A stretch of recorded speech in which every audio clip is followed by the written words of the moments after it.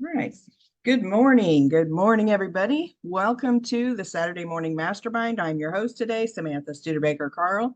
I'm here with my good friends Dan and Lori and Jane and Kenny and Jason and Catherine. And today we're going to continue our discussion of Hunting Discomfort by Sterling Hawkins.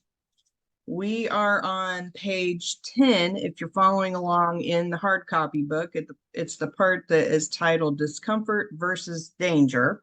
But before we get going, I just want to give my friends an opportunity to introduce themselves. And for those of you who are watching out there, if you'd like to participate, we'd love to have you. Just look below the video here on YouTube and you'll find some links to get into our Facebook group where you can find more information about the books we're studying and how to participate with us. Okay, guys, go ahead and unmute and introduce yourselves. And then Catherine, you can take it from there. Good morning. I'm Lori Emmons in Denver. Glad to be here. Hey, good morning, Jason in Tampa Bay. Great to be here as well. Looking forward to it. This is Jane in Baltimore, Maryland. Good to be here. Good morning, Dan Sissick in waterlogged Las Vegas because we've had rain all week. So, yeah. So hopefully it's moving west. Maybe that's the snow you're getting, Lori, is coming from us. It's moving east. Yes.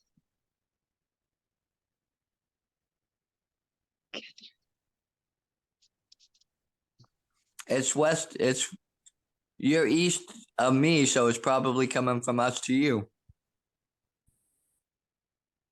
Carry on.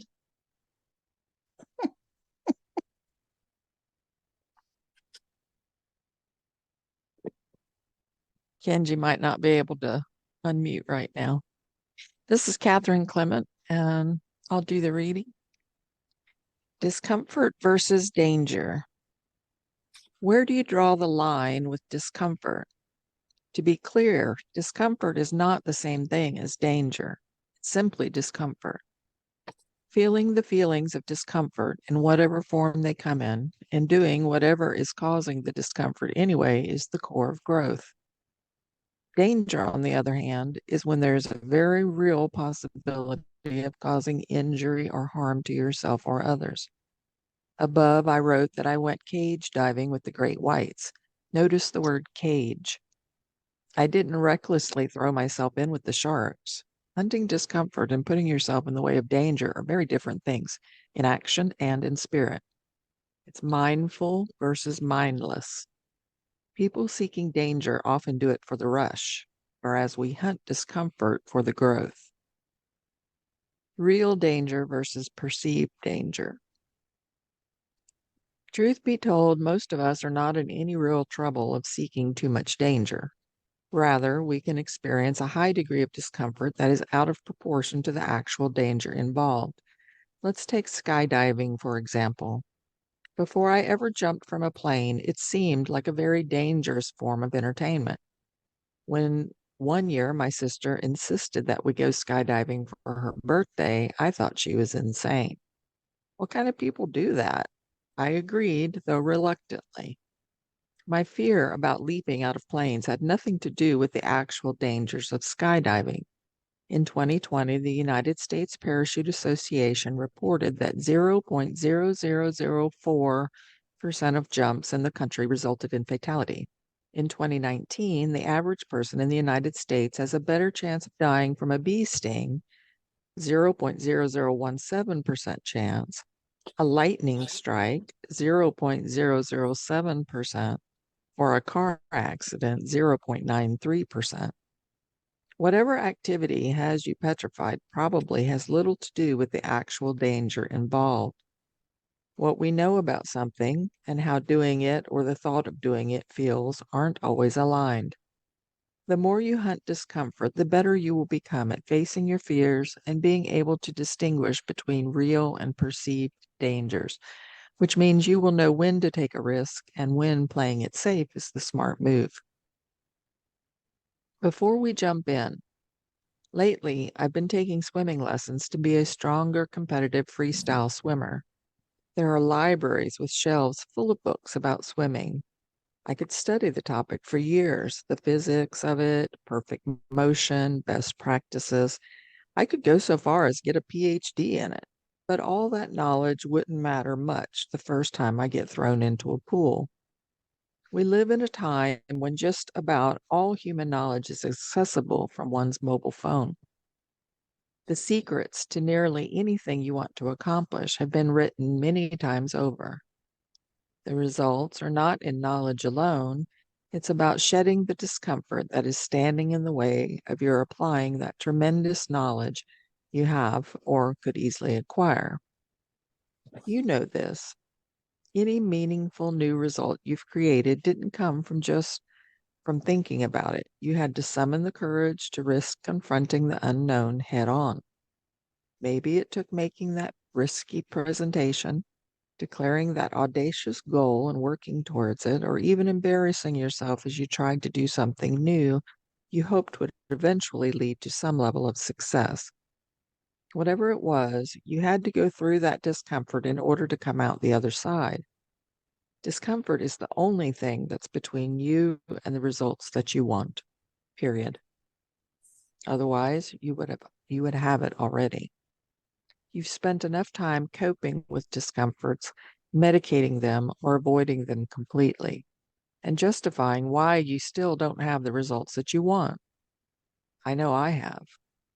If you're looking for a book that's going to explain away any of those less than pleasant feelings, this book's not for you.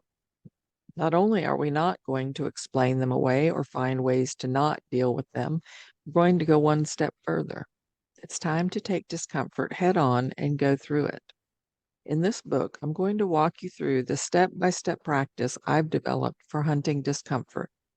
On the journey, we'll examine 5 key discomforts that keep us stuck. 1, the discomfort of reality and how our feelings are primed to distort it. Number 2, the discomfort of self-doubt and its paralyzing grip on our results. Number 3, the discomfort of exposure and going after what you really want. Number 4, the discomfort of challenges, obstacles, and roadblocks. And number 5, and ultimately the discomfort that rules all the discomforts listed above, uncertainty around what's coming next. For each one, I will provide you with the practice designed to hunt that specific discomfort so you can achieve whatever goal you might have, no matter what is standing in your way. But you have to really want that goal.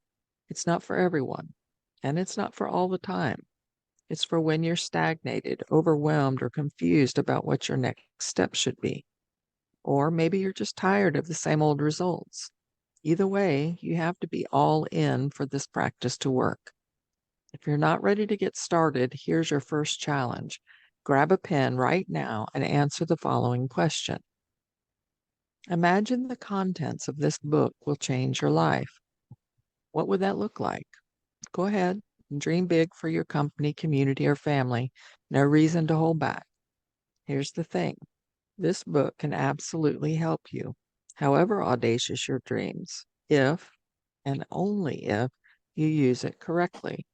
For its maximum effectiveness, I suggest you find a place you can focus on reading with few distractions. Read at least 10 minutes a day until you're finished with the book. Have a notebook and pen handy. Work on the exercises as soon as you encounter them in the text. Don't just keep reading, thinking you'll come back to them. You probably won't. Face the discomfort head on. Commit to reading this entire book and having it be a turning point in your life. To that last point, do it right now. Commitment is a key component of success. Are you ready to commit? Fill in the following. I, fill in the blank, commit to working through this book and embracing the discomfort along the way in service to my goals, dreams, and aspirations. Signature and date. Warning. This book will, by necessity, be disruptive to you, your identity, and your beliefs. If you're going to get what you want, you have to change. The threat to your identity might predispose you to write off or disagree with some of the material. You might become fixated on some anomaly as a way of unwittingly protecting your current views. That protective element might be exactly what has been in your way. To get the most out of this book, try these ideas on like you would a new shirt. See how they fit and see how they feel, even if they conflict with something else you've heard. But before we head out, did you skip over the section where you agree to make this book work best for you? Did you ignore it or only half-heartedly agree? If so, you have a chance to practice hunting discomfort right now. You do it by going back and making that commitment to yourself. Go on, I'll wait. It makes all the difference. Do you want to stop there or go on? Well, do we want to go back and do these little things that it's talking about, or read this last section and then do them? I mean, we're at the end of the chapter. Let's finish the chapter. I think I agree. Yeah. Okay. Time to jump. Don't worry, it's not all doom and discomfort. Along the journey, you'll start to realize something that I first learned during a shark dive outside Cape Town. I'd been sitting in a small boat under the hot African sun for hours and hours with not a great white in sight. I resigned myself to the idea that no sharks were coming that day. I put my feet in the water and dug around for a sandwich to snack on while I stared, discouraged and bored, at the horizon. What happened next is a blur. A 16-foot shark leaped 8 feet out of the water, its rows of razor-sharp teeth destroying the bait hanging inches from where I was sitting. Again, I felt a very visceral fear that words alone don't do justice to. I could hear people screaming. Well, no kidding, the shark was terrifying. Except they weren't screaming, they were yelling, "Get in the water, now! Get in the water now!" This was exactly the opposite of what I wanted to do. I wanted what we all want when confronted with discomfort, to retreat to safety. In this case, the interior of the boat, or better yet, dry land. But I took a deep breath, just like you should when you're confronted with discomfort during the coming chapters, and I jumped. In that moment, I realized that results aren't the only thing on the other side of discomfort. All the best experiences in life are there as well.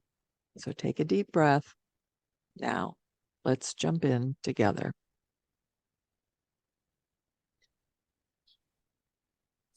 All right. Huh. I want to jump in with the sharks. A Let me lot of make a note times here. I feel like I'm always swimming with the sharks. Isn't there a book called Swimming with the Sharks or something like that? Probably. Yeah, Mhm. yeah, I'm with you, Lori. I think I feel like I'm swimming with the sharks, but I'm not even in a cage. I'm just swimming with them, trying to avoid them and not deal with them at times.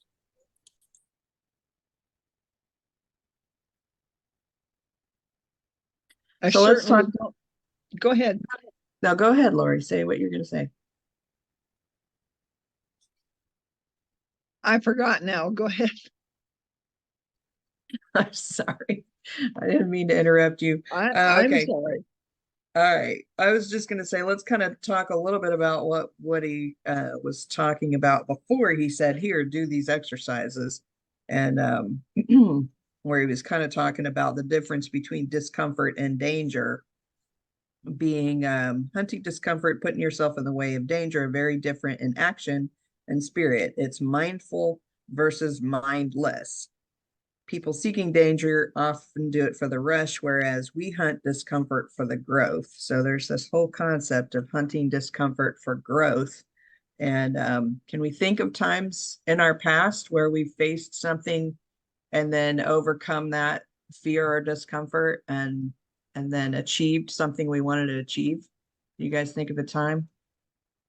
Yeah, for me, I have, and I've talked about it before, is most of you guys know, Jane, you won't, and Kenji, you won't, but I actually have a fear of heights. That's where I don't feel safe or protected. If I feel safe or protected, I'm okay. I can look out buildings and stuff like that. I don't have that weird phobia in that sense, but I do not like being up high up if I don't feel safe.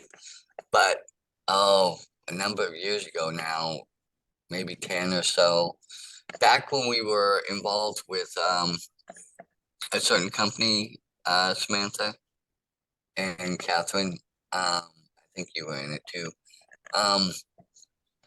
I decided to go climb a mountain. It's a small mountain here. It's not that tall, but it's big enough that, you know, you can climb it. I decided to climb it, and I climbed it, not knowing I climbed it on the backside, which is the steeper side, and that the other side has a more of a gradual. But I'm glad I didn't know that. I'm glad I did climb it and get to the top, facing that fear, you know, and and I did look down a couple times, and I realized that don't look down. I always wondered why they said don't look down. I realized why they say don't look down, but I just kept looking up and kept going up, and then when I got to the top, the view of the city and being able to see what I saw, and the sheer thrill and joy I had for myself overcoming part of that fear. I still have it to a degree for way up, you know, if I'm really way up thousands of feet and stuff. But I would like to go skydiving, you know, just because I think it would be cool. I've heard stories about people that have done it. They say the thrill and what you get out of it when you do is just something that you can't explain until you do it. So that's something I would like to do. But yeah, I have, gone through, and other times I've let discomfort overrule, and I've not done things either.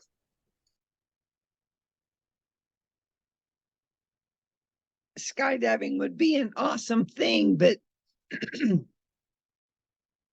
in my case, when I land, my wheelchair would have to land with me. So otherwise I'd be stuck wherever I landed.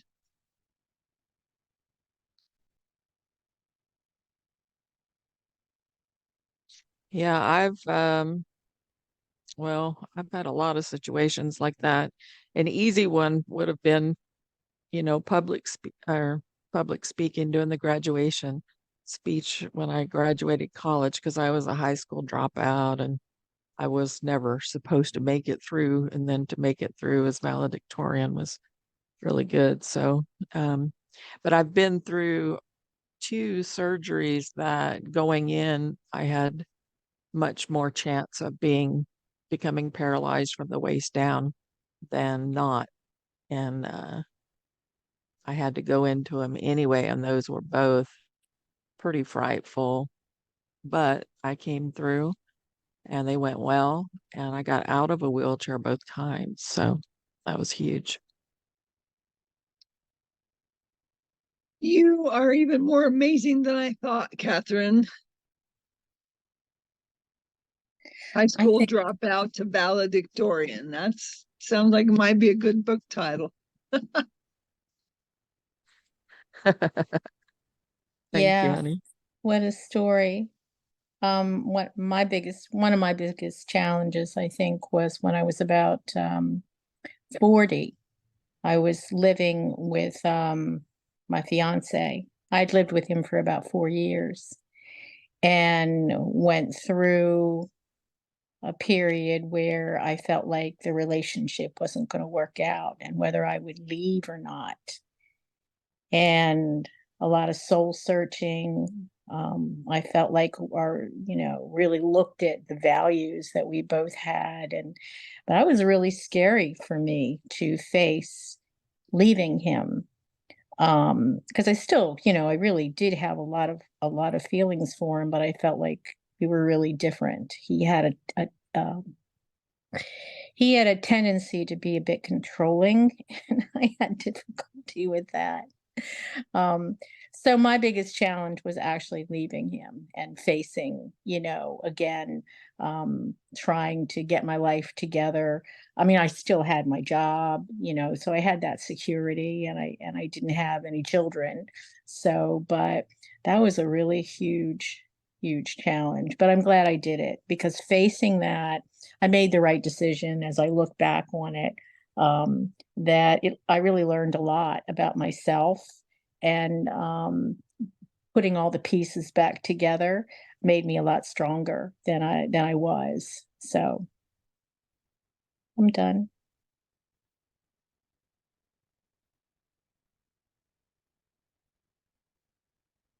It's an interesting thing how our society, women tend to think you have to have a man, and how you're going to get through without one. And I don't know, it's just the way it was all set up in the beginning, Thanks, Dan. thinking we survive. And Yes.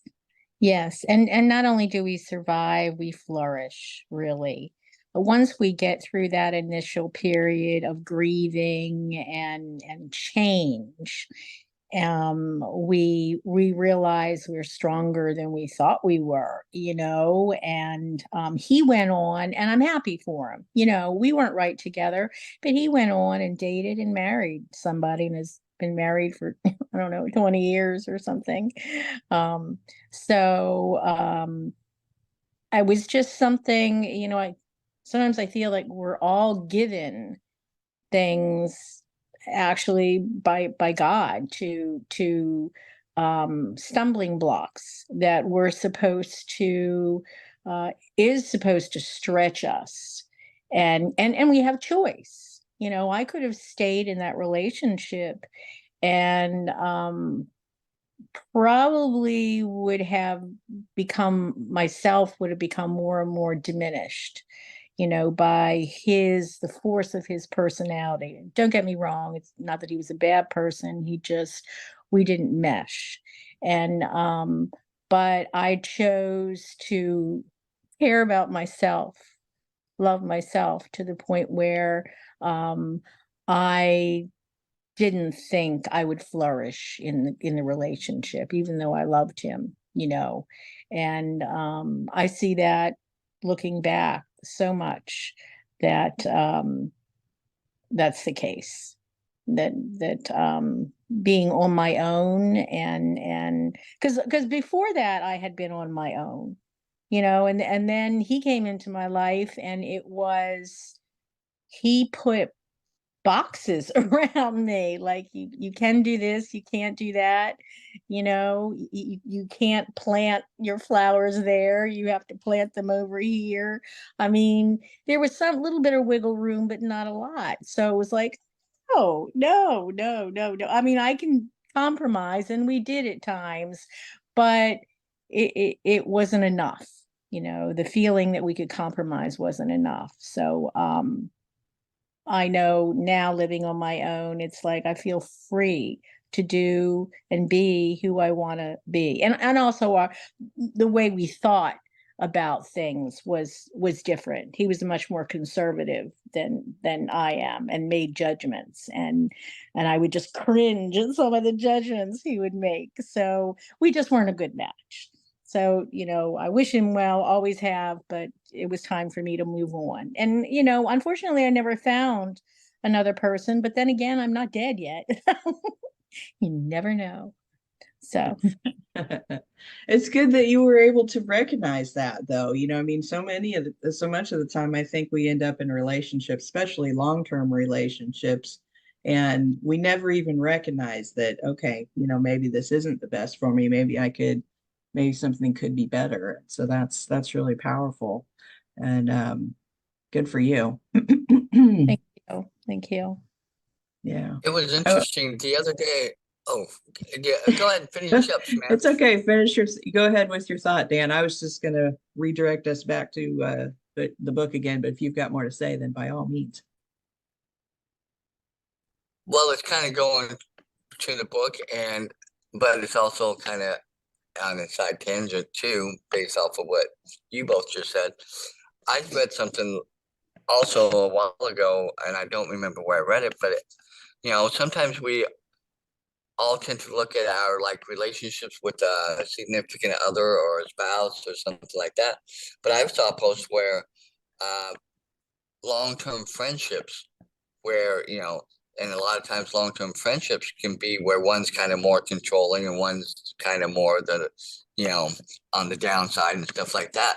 So I think, in general, a lot of times if we're not as strong as we believe that we are, or if we don't believe that we're as strong as we really are, that I believe that God gave us the abilities and those, to be able to be strong, but sometimes we don't see it ourselves. And that's one of the things that I deal with sometimes.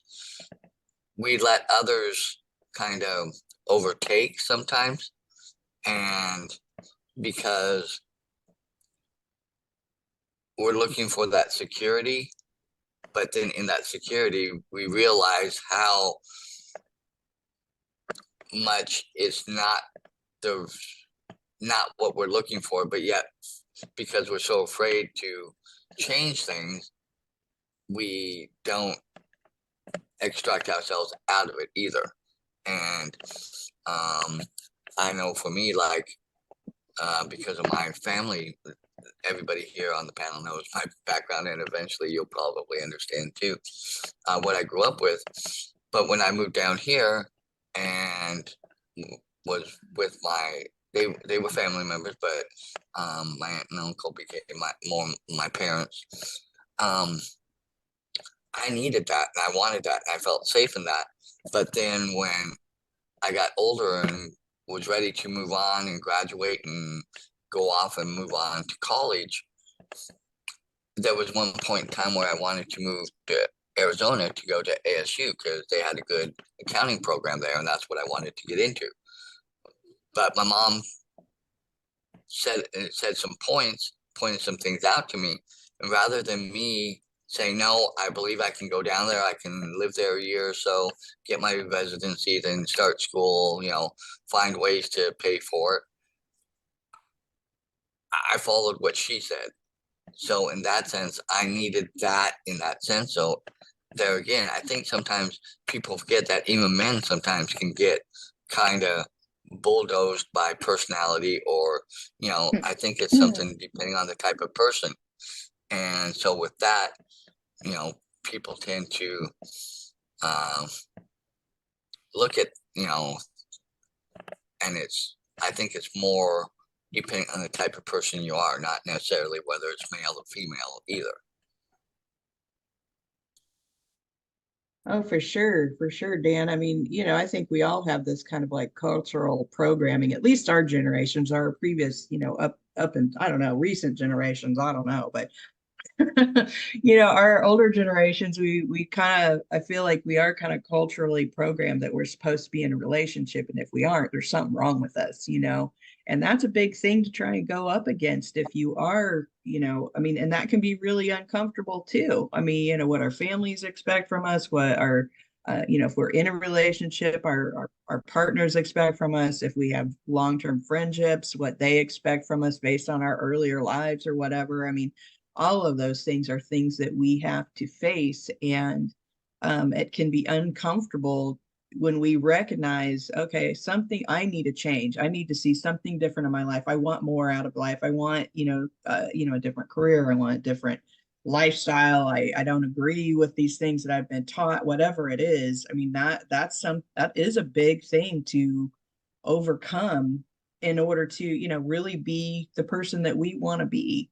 And so I think that that's a good example for this book, and what we're talking about here, in this whole idea of hunting discomfort and overcoming it. And the big part of that is, first of all, recognizing that that's what we're facing. Because I think a lot of times, I mean, our daily, everything that's going on in our lives and our relationships, is maybe we don't even recognize that, we have an opportunity to make a change.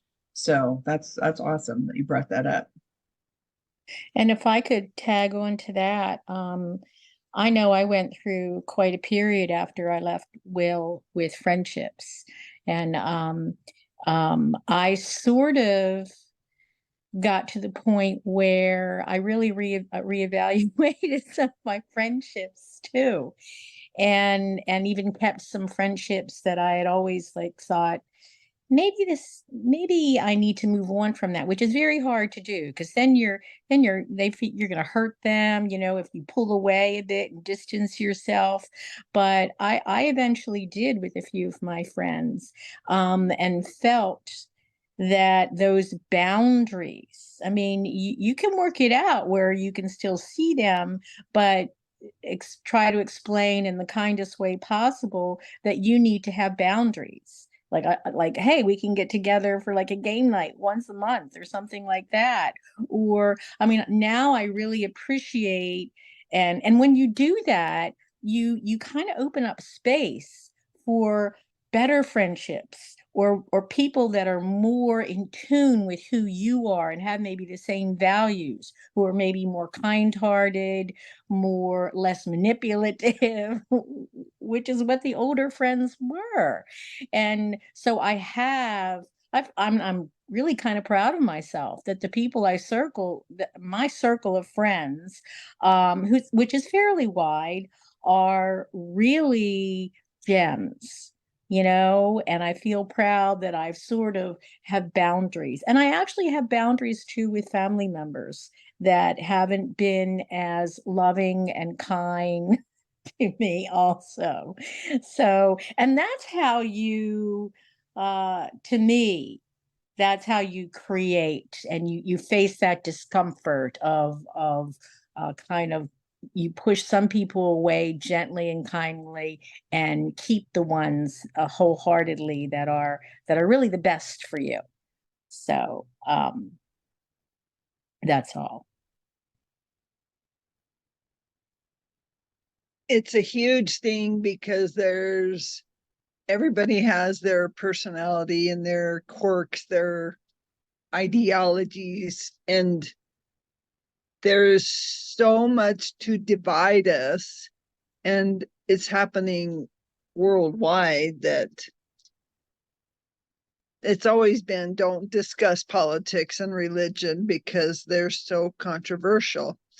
And that is now that, you know, the pandemic, that caused a lot of division, and that was all politically and pharmaceutically based on what we're supposed to do as a society and the ideas we have in our head of what we're supposed to do with culture, with family upbringing, with your history, whatever, is always causing some kind of change, which always causes some doubts and some fears.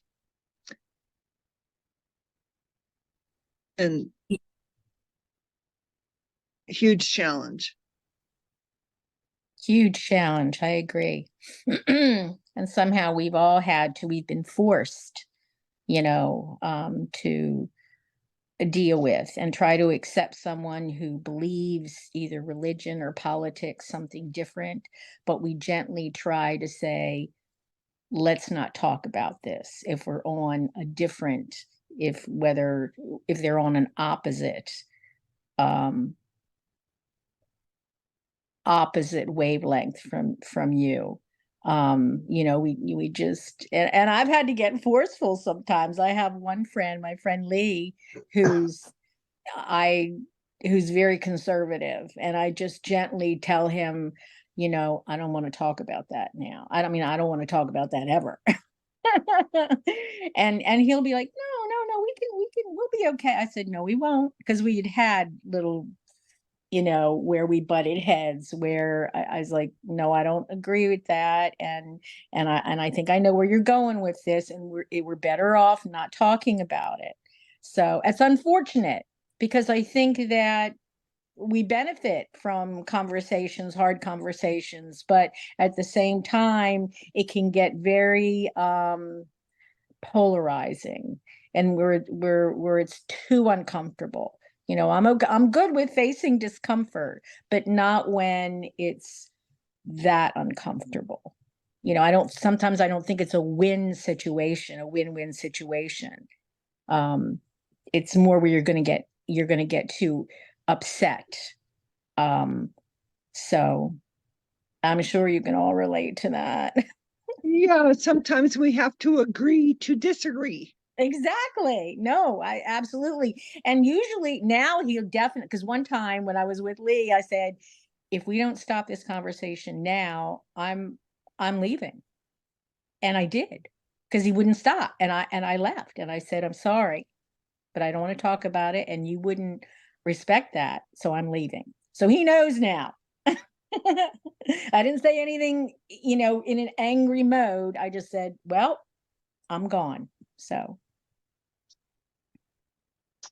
It takes a certain amount of maturity to be able to speak to someone that you don't agree with, or on a topic that is heated. And there are no accidents in life. I mean, probably 5 minutes before I jumped on this call, my friend on Instagram from Sacramento was, we were going back and forth, and it was political, and it was heated on his side. I'm just, I guess the more I learn about me, the more I learn about others.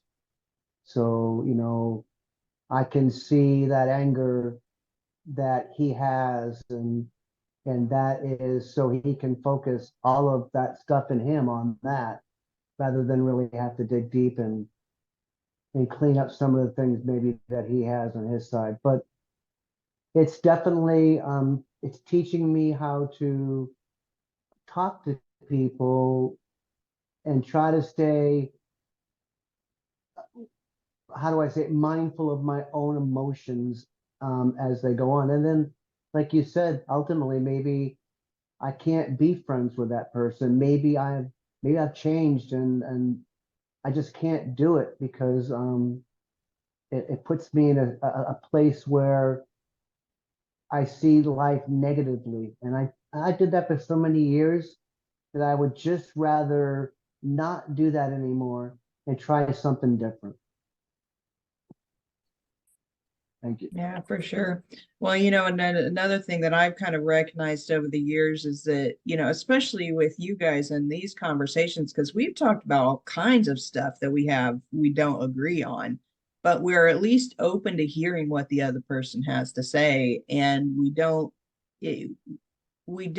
judge that other person for having a different opinion than ours. We just allow that opinion to be shared. We take from it what we um, can agree with, and then we let the other part go. It's different when you have a friend who is so adamant about you agreeing with them, and you can't even have a two-sided conversation. It's all one-sided, and you end up butting heads over it, and then you just angry, and then it just doesn't benefit either one of you. And that's or it just becomes a one-sided conversation, which is, nobody wants to participate in that. So I recognize what a wonderful thing I have with you guys, because we are able to have those difficult conversations and not immediately get into defensive mode, and not get into this, okay, I have to convince you no matter what kind of attitude, which is, I think we have a lot, like, with family members, that comes up a lot, or older friend, people we've been friends with for a long time, or, I mean, even work colleagues, it can be, difficult. So I think that just, yeah, and it's got to be two-way too, because I mean, you can be open all you want to someone else's opinion, but if they keep trying to shove it down your throat, regardless of your thought, they won't even let you get a word in edgewise, then it's a lost cause, I think. So, Jason, I thought I saw you unmute a moment ago. Were you trying to jump out and tell us something?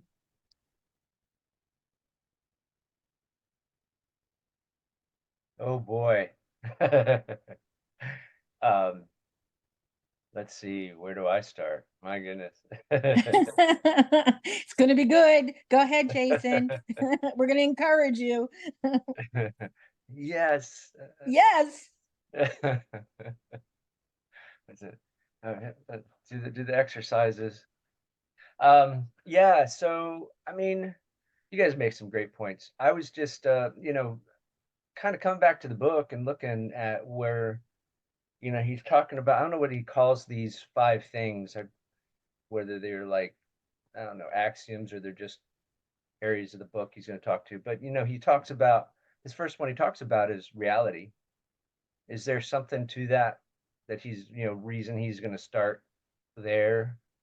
Um, so I was thinking a little bit, one common thread with what everybody's saying, and their, um, the events that they're talking about, is that, for instance, when we're talking to someone about a touchy subject, um, and that person has this perception, and they want us to know about that perception, and we want them to know about the way we see things. And I think sometimes it's good to understand that, perhaps that our perception is, that reality of our perception is maybe coming from another place other than really from our, you know, core being.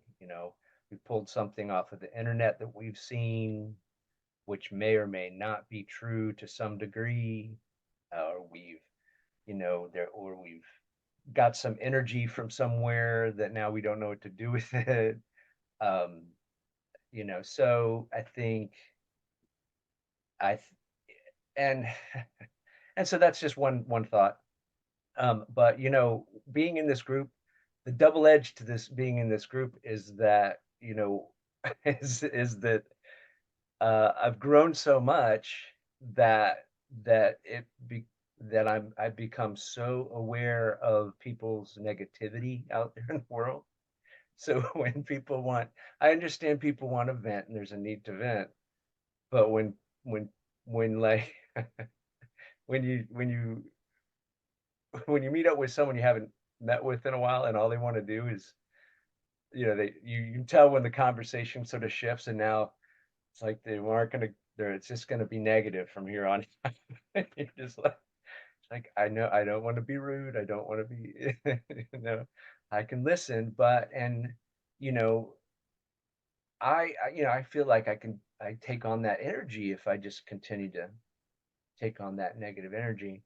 But one thing, to kind of wrap it up and bring it full circle, one thing I have realized recently, of kind of coming to terms with, is um, I can't change things. I can't. I tend, growing up, I thought, oh, I'm going to make a difference in this world. I'm going to change things. I'm going to be a big change maker or whatever. And I still want to.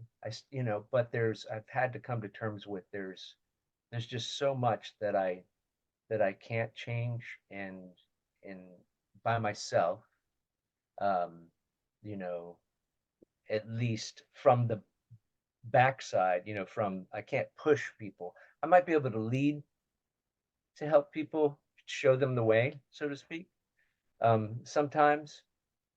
But if I can't, if I put my energy levels or my um, happiness on whether or not I can change things, then I just, for some reason, I think that is not where I think I need to be content with, not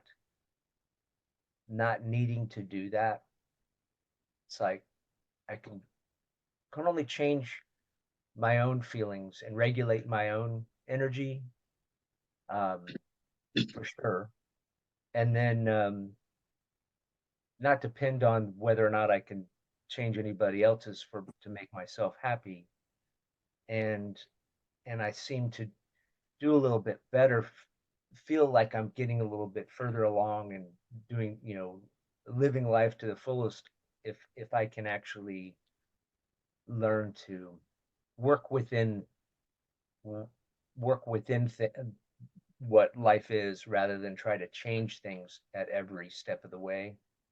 Um, but yeah, all that, and a whole lot more. But I'll leave it there. Thank you, guys.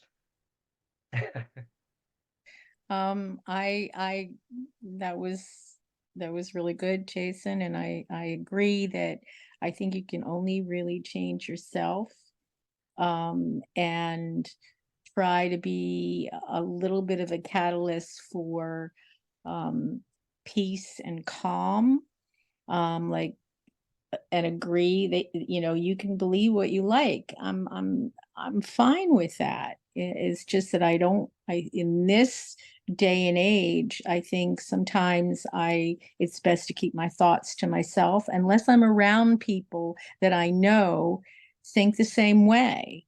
I there used to be a time when discourse was not as volatile as it is now. There's just some red hot button situations and things in politics that are just too hard to discuss. And I again I want to enjoy my peace and my calm, peaceful energy. I don't want to get to that place where it takes a lot of negativity, or being in a spot where there's a lot of negativity. I just say, believe what you like, really. Peace be with you. And I don't want to engage. So yeah, definitely I feel that way.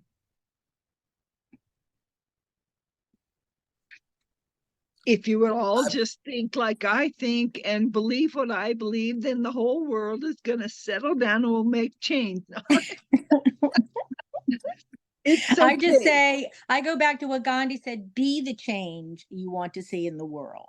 Okay. I think if we can just do that, if you can be a kind-hearted, caring person who has some values that are important to you, that will reflect and to other people. Because I do have Republican, I have conservative friends, and we just agree. Every now and then we might touch on something, like at a game night the other night. There was a group of us and someone said something that was so, it was a little bit politics, but it was so neutral. It's like what was said was that we have two candidates that neither one of them are the best that we could have. Nothing else negative was said. It was just, and we all agreed, like, yeah, like we have two candidates that we wish we had other candidates or additional choices. So, and that was so much better than hearing some diatribe about either one of them. So, Yeah, I like the example of jumping out of the airplane. A couple people have said the example of jumping out of an airplane, and they don't let you take your baggage with you. You got to jump out without your baggage. yeah, that's good. I There would you have to go. disagree with the author of the book about skydiving because for me, that would have snapped my spinal cord. So skydiving is a dangerous thing.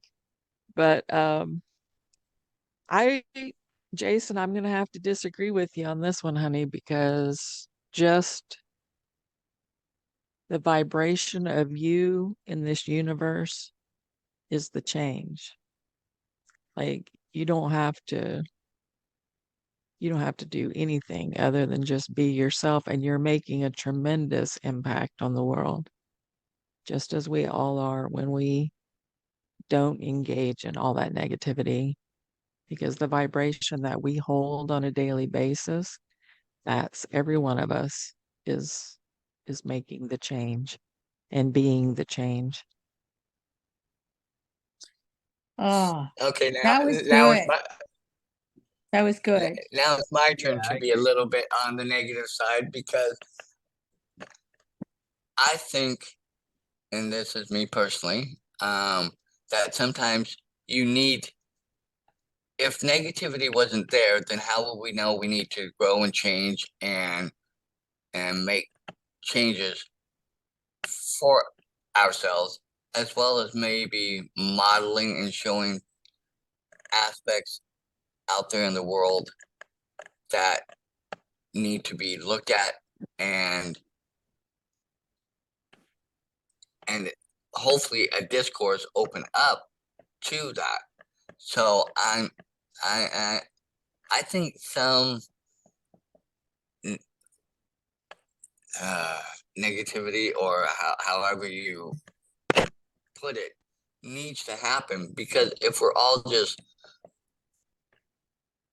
I think it's the yin and the yang, I think both of them work together to move things forward. And just like, magnets, opposites attract, and the same ones, push away. I think sometimes we need all of that together, in order to open and move forward. It's just when people get so, and I've been there, I've been so high on my horse that, sometimes I didn't open up and listen at the time. But later on, maybe when I go back and I read, because I a lot of times will go back and analyze things, because I'm that type of person. I go back and review everything 20 million times, and I come back and like, oh, I probably could have seen this point, or I could have opened up on that. But I just think that you need a little bit of both, because and it goes back to, I think, to what he's saying, hunting discomfort. If you don't hunt and look for those things that push and grow you, how are you going to grow? Okay, I agree, but I think there's discernment is important. Like really sitting back and thinking and making a choice, and how you present your engagement about a particular topic.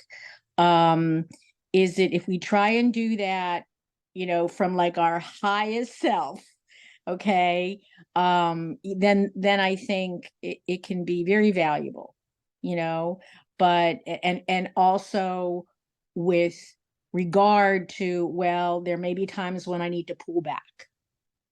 I need to pull back and allow them some space where they feel a level of comfort and a level of acceptance at whatever whatever point they're trying to make. So I think that is something that I've learned more and more over the last couple of years, is that when you do pick those moments, try to do so with a full heart, and keep your brain working.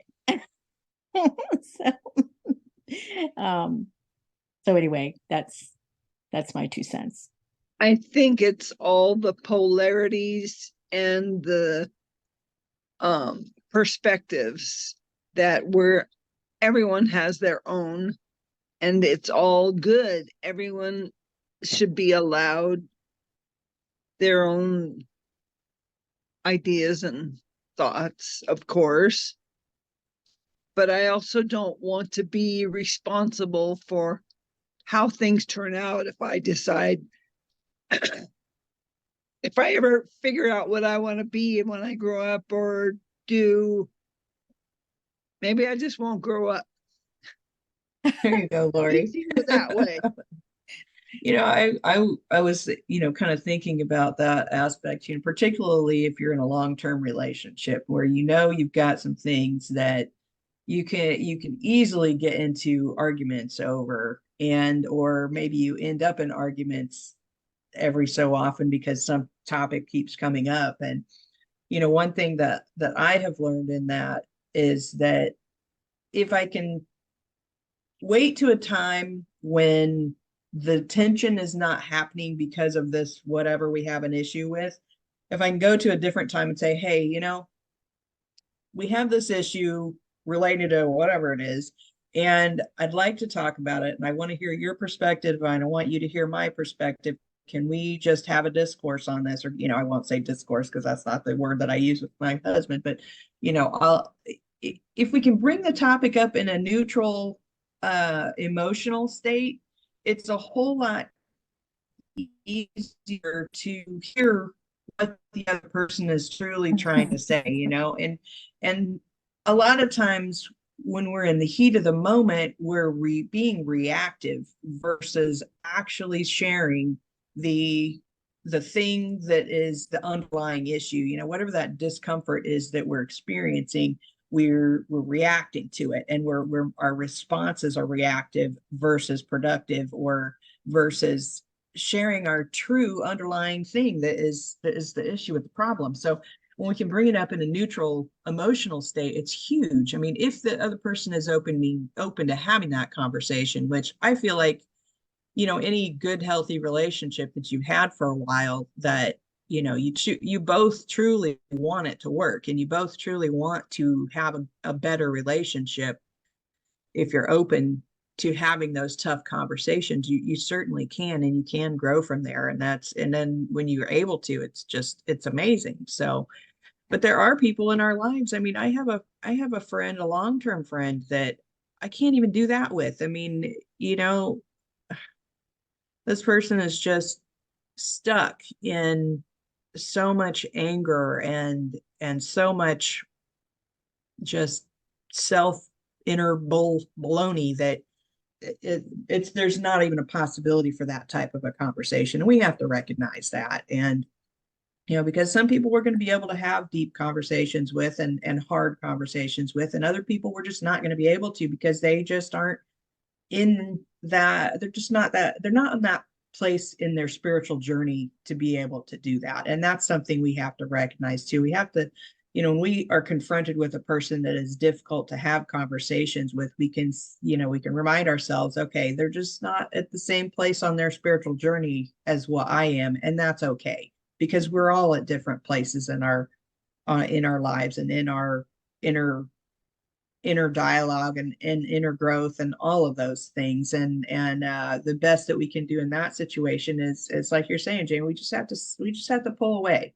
and not talk about those things, or not, I mean, just send them love and be as, I still love you, but we just can't talk about this, or whatever it is, or even recognize that relationship isn't even a possibility anymore. And that's kind of something I'm kind of coming to terms with this long-term friend, and I'm recognizing there isn't a two-way relationship anymore in any way. And I didn't even realize that for a long time, until I just was like, oh, just recently just kind of came to that realization. And it hurts, because I really don't want to lose this person in my life. But at the same time, if it's not a two-way relationship, it's just destructive to me, and probably to the other person too. So it's tough. That's right. Most definitely. And I definitely know where you're coming from. And I would just say, I mean, of course you're going to agonize over it. I certainly agonized over it, but then I just came to the realization, that I have to build my world with what I'm comfortable with, even though, yeah, it hurt me to pull away from some friends, but after a while, you feel like, hey, I did this, and I did it in a good way, I think, and I can still keep in touch with them, but on a smaller scale, and they'll have to try to understand, or they'll ask you, what can I do to make this relationship better so that you want to be around me more? I mean, there can be that dialogue too. I was always open to that. Unfortunately, a lot of people don't go there. I haven't had anyone say to me, Jane, what can I do to make this better? And, or if we did, I would say, well, that I had a problem with this, and this. And, but even when I did that, it didn't change. It's like some people are so stuck in who they are in this, that they can't really, maybe they'll think about it, maybe it'll plant a seed. And sometimes that's all you can do, is plant a seed. Like, maybe they need to work on themselves, and maybe they'll get that. So, but you want to be in a comfort level in your life. So Yep, boundaries. I'm all for boundaries. Absolutely. And the Yeah. seed that I want to plant may not jive with what they want to plant, and they don't grow well together. Right. Well, that I was going to come back to something for me personally that I think I I hope I'm seeing the change that I've seen over the however many years, what 10 years or so we've been doing this, and how and that because um I'm more, and everybody in this group knows I'm more the conservative one in the group. I'll be honest, and I tend to throw those out, but I love each and every one of the people in this group to a degree where it's important to me to listen to what they have to say. And I think that's part of the thing. If you care enough, if you're in that, whether it's husband, wife, close friends, whatever, relationships, other family members, you learn to be willing to change yourself, but like you said, sometimes the other side does not change. And I've got that with one friend. I'm like you, Samantha, I've got that with one friend. And, you know, it's hard because you're right, you want to remain friends, but for me personally, it's kind of toxic, and it's like I'm learning it's best if I just do it in very, very small doses, and don't even make it for big periods of time, because usually every time at some point in time, we usually end up getting into, it can get very heated, and I don't need that, and I don't want that, but here, because we all are able to voice and we all accept, and we have vested interest in each other and how we present ourselves, I think that has what helped me to learn to grow in that aspect, and how I even say things when I say things on here, because I can get kind of very stuck in my thoughts too, but I've learned to grow and look at a lot of things from both sides because of this group too.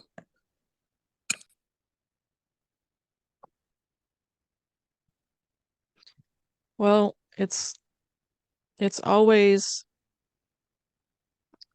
we have to remember when we are confronted with someone who says something that we don't necessarily agree with,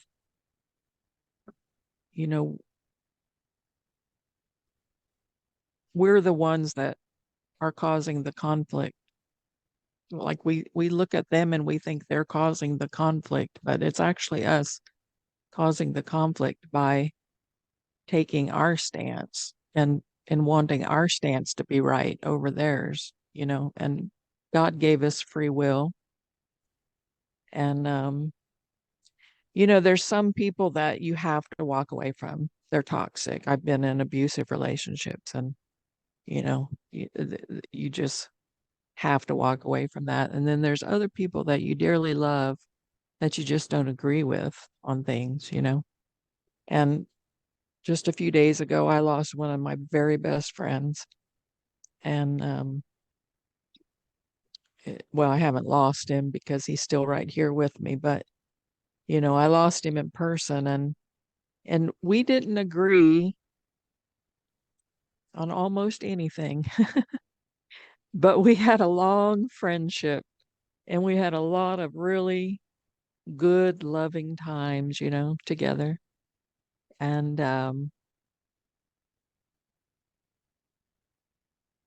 and you just never know when they're not going to be there. So there's ones that you walk away from, and then there's ones that you just keep loving, and just let them be who they are, because they're that way for a reason. And a lot of it's fear based, and all this stuff that we talk about all the time in here.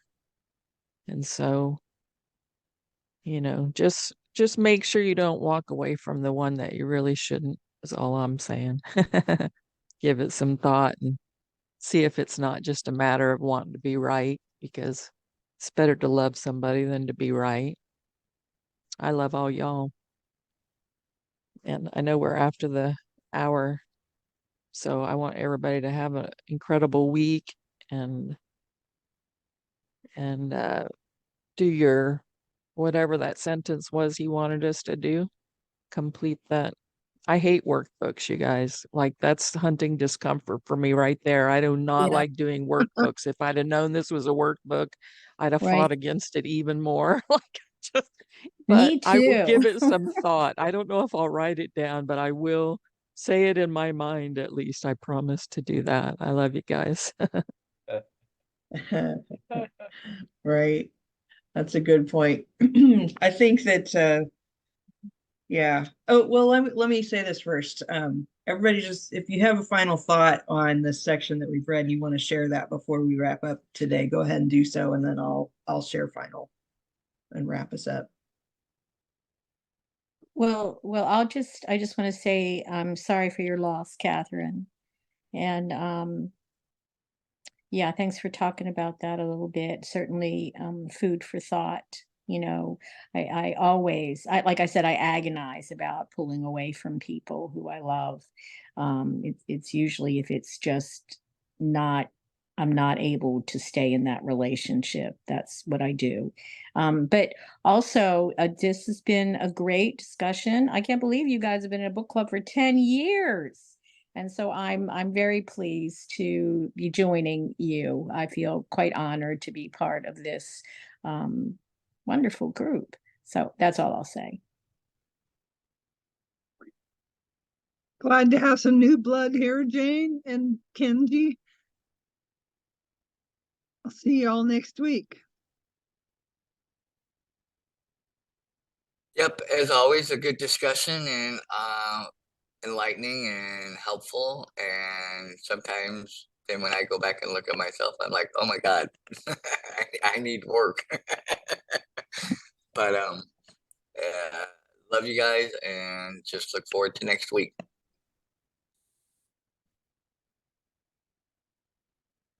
Yeah, me too, Dan. I guess my final thought would be that I really like what Catherine was saying about like the way I took it was like at least part of what you were saying was about feeling the need to have a response to whatever someone else's opinion is. Dan, earlier in regards to the negativity, I agree with you, but also I think that I think like what Jane was saying that there's discernment and that we can have totally opposite opinions. People can have totally opposite opinions and still not be negative. They can come across, still in a positive way, but have different opinions. And then regarding what you were saying, Catherine, where we feel like we have to give our opinion about what someone else is having a difficult thing with, and we don't necessarily have to do that. We don't have to take part in that. I think that was kind of part of your point, and I agree with that. And one thing that I've kind of brought to the forefront with what your reading was today, an excellent reading again, thank you for that again today, is in regards to these 5 different things, we all or everyone, especially those that are, having a negative experience, can be going through any one of these 5 different things. And so if we have that understanding, maybe we won't take things so personal and have a little more compassion for our fellow man and women. Thank you so much, everybody. Have a great weekend. Thank you, everybody. So we're a little past the top of the hour, which happens sometimes. And but I just want to kind of bring this back around. Of course, this chapter is kind of, been talking about what he's explaining his thought process on hunting discomfort and what that could potentially mean. And he's kind of challenged us here in this chapter to, if we were going to go through this book and accept that we could make some changes in our lives, what's that going to look like? And I just want to encourage everybody to kind of think about that this week. What do we want to see different in our lives? And of course, today we've talked a lot about relationships and interpersonal communications, which is huge. I mean, that affects every aspect of our lives. And so if we look at that as one aspect, or maybe we have some other things in our lives that we're working on. For me, I've got some uncomfortable things I'm going to be facing with my business in order to move that forward in a different or not different, but just in a future focused direction. And of course, there's always relationship stuff. So think about that a little bit. It just says here, imagine if the contents of this book will change your life. What would that look like? Go ahead and dream big for your company, community, or family. No reason to hold back. And you can share what you want, that next week, if you want to share what your ideas are, you can. And if you aren't into the workbook thing, then by all means, don't, just think about it to yourself if you want to, or not. This is an open situation where we can all do what we want with the information we're being provided. And, he has this little statement here about, are you ready to commit? Fill in the following. And I feel like just the fact that we're all here discussing this week to week, and we've already committed to reading this book. So we're already committed. So